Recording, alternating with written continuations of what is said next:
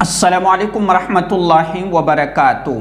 دعائیں قبول ہونے کی نشانیاں اور علامتیں کیا ہیں؟ یعنی ہم جو اللہ تبارک و تعالیٰ سے اپنے مسائل کے لیے، اپنے حالات کے لیے، اپنی حاجت اور ضرورت کے لیے اللہ تبارک و تعالیٰ سے جو دعا کر رہے ہیں تو ان کے قبول ہونے کی نشانیاں کیا ہیں؟ اور شب برات میں ہم جو اللہ تبارک و تعالیٰ کے سامنے عبادت کر رہے ہیں، ذکر و اذکار کر رہے ہیں، یا اپنا کوئی وظیفہ یا کوئی عمل کر رہے ہیں تو اس کے قبول ہونے کی علامتیں اور نشانیاں کیا ہے؟ تو آج میں آپ کو 4 وہ علامتیں اور نشانیاں بتلانے جا رہا ہوں۔ یقین جانیے کہ یہ ساری چیزیں سیکھنے کے بعد اور سمجھنے کے بعد ہمیں یقین ہو جاوے گا کہ اللہ تبارک و تعالیٰ نے میرے کیے ہوئے اس عمل کو اپنی بارگاہ میں قبول فرما لیا ہے۔ اللہ تبارک و تعالیٰ نے اپنی بارگاہ میں میری دعا قبول فرما لی ہے۔ دیکھیے، سب سے پہلی چیز کہ اللہ کے سامنے عبادت کی توفیق مل جانا اور 2 رکعت نماز پڑھنے کی توفیق مل جانا، یہ انسان کے لیے بہت بڑی غنیمت والی چیز ہے۔ یعنی اللہ تبارک و تعالیٰ جس پر اپنی جس پر اللہ تبارک و تعالیٰ اپنی رحمت کی نظر ڈالتا ہے اور جس کو رحمت کی نگاہ سے دیکھتا ہے، یقین جانیے کہ اسی شخص کو اللہ تبارک و تعالیٰ کی عبادت کرنے کی توفیق ملتی ہے۔ تو ایسا ہی تھوڑی ہے کہ ہم زبردستی اللہ کے سامنے کھڑے ہو گئے۔ اللہ تبارک و تعالیٰ نے ہمیں رحمت کی نگاہ سے دیکھا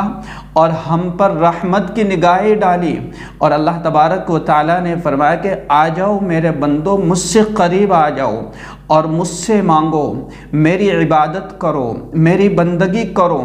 تو جس بندے پر اللہ تبارک و تعالیٰ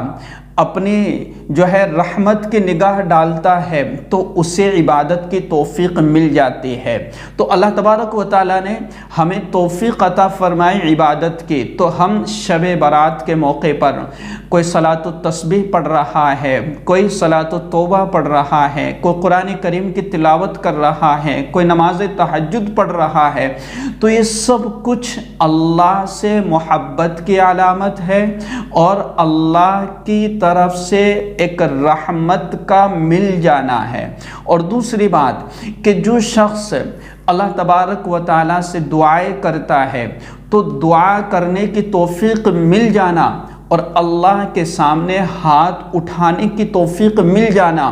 گویا کہ یہ علامت اور نشانی ہے اس بات کی کہ یقیناً اللہ تبارک و تعالیٰ نے ہمیں دعا کرنے کی توفیق دی ہے تو یقیناً ہماری دعا بھی قبول کرے گا۔ اور دعا قبول کرنے کا کیا مطلب ہے کہ اللہ تبارک و تعالیٰ ہماری پریشانیوں کو، حالات کو، ان کو اللہ تبارک و تعالیٰ دور کر دے گا، اور جو ہماری حاجتیں ہیں، ضروریات ہیں، اللہ تبارک و تعالیٰ وہ ہمیں عطا کر دے گا۔ اور اسی طریقے سے جب ہم عبادت کر رہے ہو اور جب ہم دعا کر رہے ہو اور ان دعا اور عبادت کرتے وقت ہمارا یقین اللہ کی ذات پر مضبوط ہے کہ میرا اللہ میرے مسئلے کو حل کر دے گا، اتنا یقین مضبوط ہے کہ میں نے اللہ پر بھروسہ کر لیا ہے، میں نے اللہ پر یقین کر لیا ہے، اور جو اللہ پر یقین کے ساتھ، اعتماد کے ساتھ دعا کرتا ہے یقیناً اللہ تبارک و تعالیٰ اسے عطا فرما دیتا ہے۔ حدیث مبارکہ کے اندر آتا ہے کہ میرا بندہ جیسے مجھ سے گمان رکھتا ہے اسی گمان کے مطابق میں اس کو عطا کر دیتا ہوں، میں اس کے لیے فیصلہ کرتا ہوں۔ تو ہم اللہ کی رحمت سے ہمیں ایک وسیع، ایک قوی اور ایک بڑی امید رکھنی ہے کہ اللہ تو ہی کن فیکن کا مالک ہے۔ اے اللہ تو ہر چیز کا مالک ہے، ہر چیز پر تیری قدرت ہے اور ہر چیز پر تیرا ہی قبضہ ہے، اور تیرے لیے کوئی چیز مشکل نہیں ہے، تیرے لیے کوئی چیز ناممکن نہیں ہے۔ اے اللہ تیرے لیے کوئی چیز ایسی نہیں ہے کہ جو تجھ سے نہیں ہو سکتی، تیرے لیے ہر چیز کرنا آسان، ہر چیز پر تیری قدرت ہے۔ اے اللہ ہمارے لیے ان حالات کو دور فرما کر اور ہمارے لیے بہتر فیصلے فرما دیجئے۔ اور یقین ایسا ہو کہ حضرت موسیٰ علیہ السلام جب اپنی قوم کے ساتھ اپنے لشکر کو لے کر کے جا رہے تھے اور سامنے سمندر اور پیچھے کی جانب فرعون کا لشکر اور آگے حضرت موسیٰ علیہ السلام کا لشکر، تو اس وقت قوم نے حضرت موسیٰ علیہ السلام کو کہا کہ اے موسیٰ، آپ نے تو ہمیں مروا دیا ہے، اب ہمارے پاس بچنے کا کوئی راستہ نہیں ہے، آگے سمندر ہے، پیچھے فرعون کا لشکر ہے، اب ہم کیسے بچ سکتے ہیں، ہماری تو جان جا چکی ہے۔ حضرت موسیٰ علیہ السلام نے فرمایا قال ان ربی سیہدین، ان قریب میرا رب مجھے راستہ دکھا دے گا۔ کیا الفاظ تھے، کیا دعائیں تھی حضرت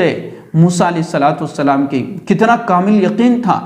کہ ان قریب یعنی بالکل قریب میں، یعنی اتنی امید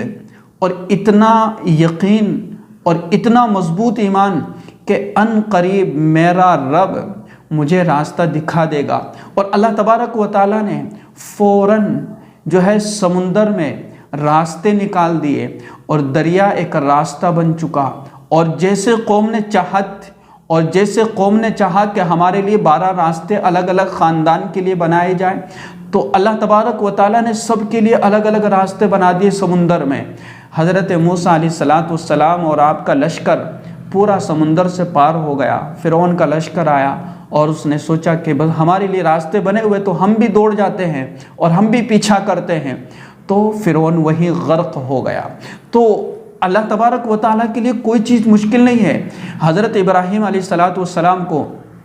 آپ کے مخالفین نے اور کافروں نے اور آپ کے نہ ماننے والوں نے آگ میں ڈال دیا تھا، لیکن وہ ظاہری اعتبار سے ایسا لگ رہا تھا لوگوں کہ جل گئے، لیکن حضرت ابراہیم علیہ السلام نے بس یہ کہا کہ حسبنا اللہ ونعم الوکیل، کہ ہمارے لیے تو ہمارا اللہ کافی ہے، بہترین کارساز ہے، بہترین کام بنانے والا ہے، اس جیسا کام بنانے والا کوئی ہے نہیں، اور اس جیسی قدرت اور طاقت والا کوئی ہے نہیں۔ یہ جو ساری چیزیں ہیں نا، یہ ساری کی ساری چیزیں یہ اللہ کے قبضے میں ہیں۔ یہ دنیا کے لوگوں کے دل، یہ دنیا کے لوگوں کی جانیں اور دنیا کے لوگوں کے ظلم و مظالم اور ہر چیز، یہاں تک کہ ذرہ اور پتہ، ہر چیز اللہ کے قبضہ قدرت کے اندر ہے۔ تو ہمارا ایمان اور یقین اتنا مضبوط ہے اللہ کی ذات پر کہ اللہ کے لیے کوئی چیز مشکل نہیں ہے، کہ اگر وہ حضرت موسیٰ علیہ السلام کے لیے راستہ نکال سکتا ہے، اگر وہ حضرت ابراہیم علیہ السلام کو آگ میں رکھتے ہوئے ان کو ایک ٹھنڈک پہنچا سکتا ہے، اور حضرت یوسف علیہ السلام کو کنویں میں رہتے ہوئے اور پھر ایک عرصے کے بعد ان کو ایک بادشاہی اور اسی طریقے سے تخت اور سلطنت ان کو عطا کر سکتا ہے، تو ہمارے لیے کوئی مشکل نہیں ہے۔ اللہ تبارک و تعالی ہمارے لیے بھی راستے کھول دے گا، ہمارے لیے بھی آسانیاں پیدا کر دے گا۔ اور ہر انسان کے لیے زندگی کے اندر کئی مسائل، کئی پریشانیاں اور کئی حالات آتے ہیں، تو ان حالات سے ہمیں گھبرانا نہیں ہے، بلکہ جتنا مضبوط اللہ کی ذات پر یقین ہوگا، یقین جانیے کہ ہمیں دنیا سے ایک تھوڑی سی فکر ختم ہوگی اور اللہ کی ذات سے ہمیں محبت زیادہ ہو جائے گی۔ ہاں، وقتی طور پر ہمارا دل بڑا بوجھل ہو جاتا ہے، یا ایسا محسوس ہوتا ہے کہ اب دنیا میں رہ کر کیا کرنا، اور کبھی ایسا محسوس ہوتا ہے کہ اب ہمارا اس دنیا میں کوئی نہیں ہے۔ تو اگر یہ بات ہم اللہ تبارک و تعالیٰ کے سامنے گڑ گڑا کر کے روئیں گے کہ یا ربا، کہ ہمارا تو اس دنیا میں کوئی ہے نہیں ہے،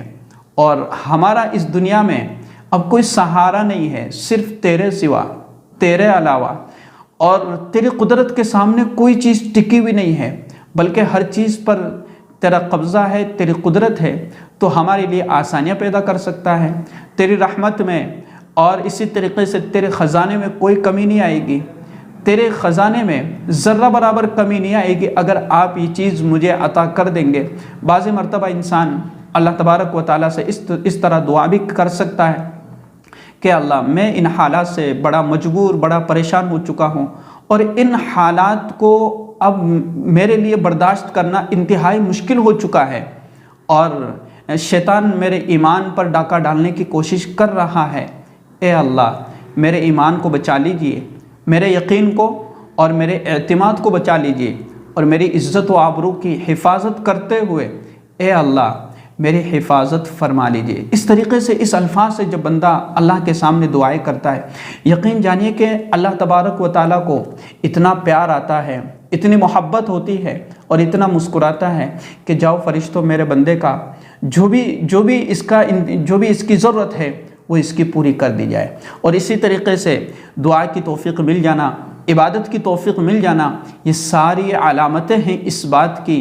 कि अल्लाह तबारक व तआला ने हमारी दुआएं कबूल कर ली है और हमारी इबादतें कबूल कर ली है। तो मेरा अज़ीज़ों, मेरी सारी बातें आपको समझ में आ गई होगी। इस वीडियो को शेयर कीजिएगा। अस्सलामु अलैकुम वरहमतुल्लाहि वबरकातुहू।